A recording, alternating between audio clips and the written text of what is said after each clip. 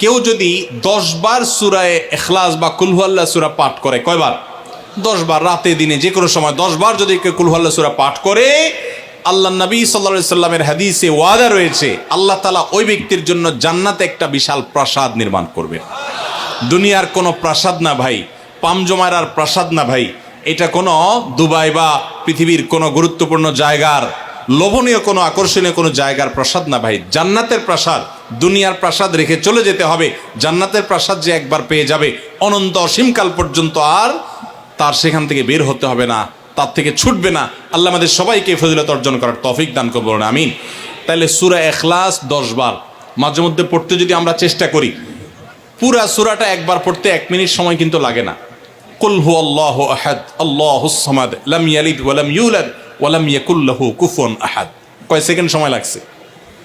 20 second, 25 second. আপনি চাইলে 1 মিনিটে 3 বার কুল হুয়াল্লাহ সূরা পড়তে পারেন, তার মানে 1 মিনিটে পুরো কোরআন খতম দেওয়ার সওয়াব আপনি লাভ করতে পারেন। তাহলে অবসর সময়গুলোতে আমরা মুখস্থ তো সবারই আছে, পড়ার চেষ্টা করব না ইনশাআল্লাহ। আল্লাহ আমাদের সবাইকে তৌফিক দান করুন।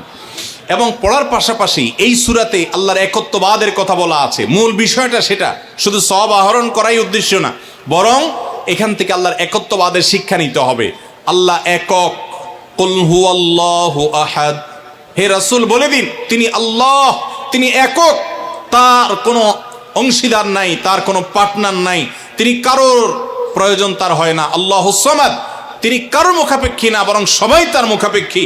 লাম ইয়ালিদ ওয়া লাম ইউলাদ, তাকে কেউ জন্ম, তিনি কাউকে জন্ম দেননি আর তাকেও কেউ জন্ম দেয়নি। ওয়া লাম ইয়াকুল লাহু কুফুয়ান আহাদ, তার কোনো সমকক্ষ নাই।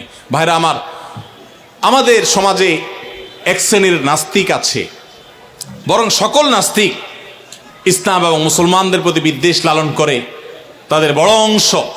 এই নাস্তিকদের একটা কমন প্রশ্ন হলো, তারা বলে আল্লাহ যদি আমাদের সবার সৃষ্টিকর্তা হয় তো আল্লাহর সৃষ্টিকর্তা কে? নাউজুবিল্লাহ। এরকম একটা প্রশ্ন নাস্তিকরা করে।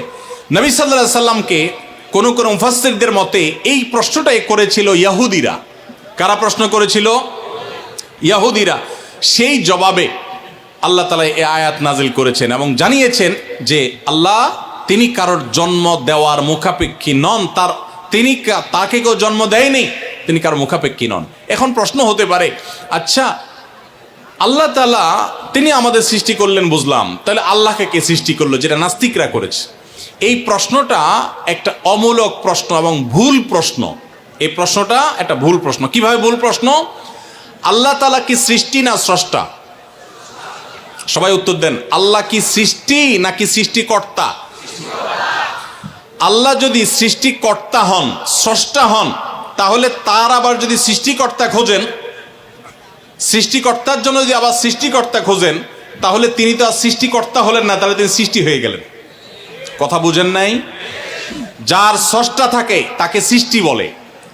আমার একজন স্রষ্টা, এক সত্তা আছে, স্রষ্টা, যিনি আমাকে সৃষ্টি করেছেন, আপনাকে সৃষ্টি করেছেন, তাহলে আমরা হলাম সৃষ্টি।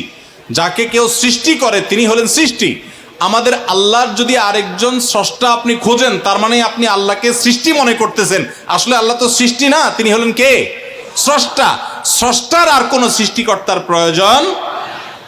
যদি বলেন যে আল্লাহরও আবার সৃষ্টিকর্তা লাগবে, তখন তো প্রশ্ন আসবে সেই সৃষ্টিকর্তার আবার সৃষ্টিকর্তাকে।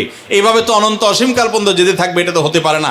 এই জন্য পৃথিবীর সব কিছু, সৃষ্টি জগতের সব কিছু কোনো কারণ ছাড়া হয় না।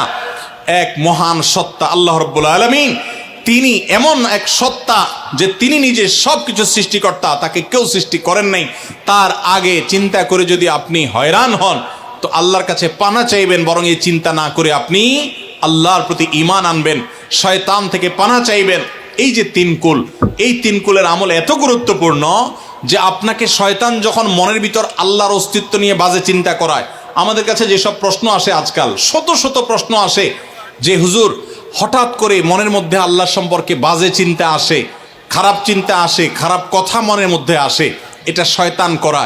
এটা যখন মনের মধ্যে আসবে, সাথে সাথে আউযু বিল্লাহি মিনাশ শাইতানির রাজিম পড়বেন, এই সূরা ইখলাস, ফালাক, নাস পড়বেন এবং বাম দিকে প্রতীকী থুতু প্রতীকী থুতু শুয়ের আগায় যে পরিমাণ থাকে এরকম থুতু বাম দিকে যদি নিক্ষেপ করেন এবং আউযুবিল্লাহ পাঠ করেন, আল্লাহ তাআলা শয়তান থেকে পানাহ দান করবেন।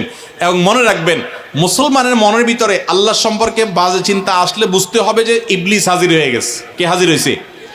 ইবলিস আমার মনের ভিতরে কুচিন্তা ঢুকাচ্ছে। এটা মনে হওয়ার সাথে সাথে আমি আরো জোরসে বলবো, কুল হুয়াল্লাহু আহাদ আল্লাহুস সামাদ লাম ইয়ালিদ ওয়া লাম ইউলাদ ওয়া লাম ইয়াকুল লাহু কুফুয়ান আহাদ। আল্লাহ আমাদের সবার ঈমানকে হেফাজত করার তৌফিক দান করুন। ভাইরা আমার, তাহলে আমরা সূরা ইখলাস সম্পর্কে জানলাম, এই সূরার ফজিলত এবং মর্যাদা সম্পর্কে জানলাম, কখন পাঠ করতে হয় সেটাও জানলাম, এর অর্থও জানলাম। বেশি বেশি করে অর্থ বুঝে বুঝে প্রত্যেকটা আয়াতের অর্থ মনে করে করে নামাজে পড়বেন, সকাল সন্ধ্যা পড়বেন। কুল, হে রাসূল বলুন, হুয়াল্লাহু, তিনি আল্লাহ আহাদ, একক, আল্লাহুস সামাদ, তিনি কারো মুখাপেক্ষী না, সবাই তার মুখাপেক্ষী, তার কোনো স্রষ্টার প্রয়োজন নাই, সবার স্রষ্টা তিনি। লাম ইয়ালিদ ওয়া লাম ইউলাদ, তিনি কাউকে জন্ম দেননি আর তাকেও কেউ জন্ম দেয় নাই। ওয়ালাম ইয়াকুল লাহু কুফুয়ান আহাদ, কুফু মানে সমান, তার সমান আর কেউ নাই, তার সামঞ্জস্য, তার সমতুল্য আর কেউ হতে পারে না। তিনি একক এবং অদ্বিতীয়। আল্লাহ তাআলা আমাদেরকে তার জাতের প্রতি, তাওহীদের প্রতি ঈমানকে সঠিকভাবে অবিচলভাবে রাখার তৌফিক দান করুন। আল্লাহ একক কোন দিক থেকে? ইবাদতের উপযুক্ততার ক্ষেত্রে আল্লাহ একক। ইবাদত আর কেউ পাওয়ার উপযুক্ত নাই। সমস্ত ইবাদত, সকল দোয়া, সকল প্রার্থনা শুধু কার কাছে হবে? অতএব কোনো বিপদে পড়লে কোনো মাজারে গিয়ে, কোনো মৃত মানুষের কাছে, কোনো মুর্দা পীরের কাছে, কোনো অদৃশ্য শক্তির কাছে সাহায্য চাইলে সেটা শিরক হবে, ঈমান নষ্ট হবে। সাহায্য চাইতে হবে সাথে সাথে কার কাছে? আল্লাহর কাছে। ভাইরা আমার, আমাদের অনেক মুসলমান ভাই আছে আল্লাহর কাছে সাহায্য চাইতে জানে না, আল্লাহর কাছে সাহায্য চাইতে জানে না, তারা বিভিন্ন মাজারে চলে যায়, শিরক করে ঈমানকে নষ্ট করে ফেলে। মনে রাখবেন, আমাদের সাধারণ মানুষের অনেকের মধ্যে একটা রোগ আছে, মনে করে যে আমার গুনাহগারের কথা কি আর আল্লাহ শুনবেন? এই মানসিকতা আমাদের অনেক মধ্যে আছে না নাই? অনেকে দেখবেন নিজে দোয়া করে না, হুজুরের কাছে শুধু দোয়া চায়। হুজুরের কাছে দোয়া চাওয়াটা গুনাহের কথা না, এটা জায়েজ, চাওয়া যায়, কিন্তু নিজে না করে সারাদিন শুধুমাত্র হুজুরের কাছে দোয়া চাওয়াটা ভুল। আপনি নিজে আল্লাহর কাছে দোয়া করা শিখবেন। আল্লাহ বলেছেন যে উদউনি আস্তাজিব লাকুম, তোমরা আমার কাছে দোয়া করো। আল্লাহ বলেছেন আমি তোমাদের দোয়া কবুল করবো, আল্লাহ ওয়াদা করেছেন।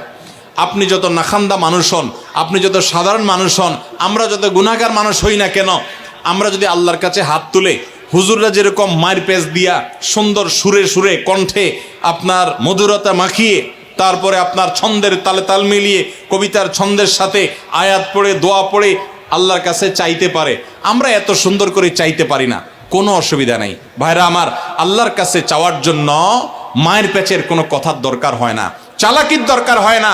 আরে যার বলার শক্তি পর্যন্ত নাই, সেই বোবাও যদি মনে মনে আল্লাহর কিছু চায়, কাছে কিছু চায়, আল্লাহ তাআলা আলিমুম বিযাতি সুদূর, বান্দার অন্তরের খবর পর্যন্ত আল্লাহ রাখেন, তার দোয়াও আল্লাহ তাআলা কবুল করেন। এখন আপনারা অনেকে বলবেন, আমি এত বেশি নামাজ কালাম পড়ি না, আমি অনেক গুনাহ করি, গান শুনি, হারাম কাজ করি, অনেক খারাপ কাজে লিপ্ত, আমার দোয়াকে আল্লাহ কবুল করবেন? আমি আপনাকে কোরআনের আলোকে আল্লাহর প্রতি আস্থা রেখে বলছি যে আপনি যত গুনাহগার বান্দাই হন না কেন, আল্লাহর কাছে যদি আপনি চাওয়ার জন্য সেই রকম আন্তরিকতা নিয়ে আপনি চান, খুব মায়ের পেজ দিয়ে না চান, আল্লাহ আমি একটু চাকরি নিয়ে বিপদে আছি, আল্লাহ আপনার হাতে সব কিছু, আমার মালিক, আমার কর্তৃপক্ষ, বস, সবার মন আপনার নিয়ন্ত্রণে, আপনি আমার চাকরির সমস্যাটা দূর করে দেন, আল্লাহ আমি বিপদে আছি, এটা দূর করে দেন। আল্লাহ তাআলা আপনার দোয়া কবুল করবেন। এই জন্য আমরা দোয়া করব কার কাছে? ইনশাআল্লাহ আল্লাহর কাছে। ওয়াইদা সাআলতা ফাসআলিল্লাহ ওয়াইদা ইসতাআনতা ফাসতাইন বিল্লাহ। নবী সাল্লাল্লাহু আলাইহি ওয়াসাল্লাম শিক্ষা দিয়েছেন তার এক সাহাবীকে, চাইবা যখন আল্লাহর কাছে, সাহায্য চাইবা আল্লাহর কাছে। আল্লাহ আমাদের সবাইকে তৌফিক দান করুন। স্যার, সূরা ইখলাসের মূল শিক্ষাটা হলো, সূরা ইখলাস আমাদেরকে তাওহীদবাদী হতে শিখায়, একত্ববাদের শিক্ষা দেয়। ইহুদিরা তারা উযাইর আলাইহিস সালামকে আল্লাহর পুত্র বলে, নাউজুবিল্লাহ। খ্রিস্টানরা ঈসা আলাইহিস সালামকে আল্লাহর পুত্র বলে, নাউজুবিল্লাহ। মারিয়ামকে আল্লাহর স্ত্রী বলে, নাউজুবিল্লাহ। মক্কার মুশরিকরা ফেরেশতাদেরকে আল্লাহর কন্যা বলে, নাউজুবিল্লাহ। এই সব কিছু থেকে পবিত্র মুসলমানেরা তারা কোনো প্রকার সীমালঙ্ঘন করে না, তাদের নবীকে অন্য কাউকে আল্লাহর সন্তান সাব্যস্ত করে না। কোরআনের এই সূরায় আল্লাহ তাআলা সেটাই বলেছে। অতএব আল্লাহ সম্পর্কে সেই সঠিক ধারণাটা আমরা গ্রহণ করব, এটা হলো এই সূরার শিক্ষা।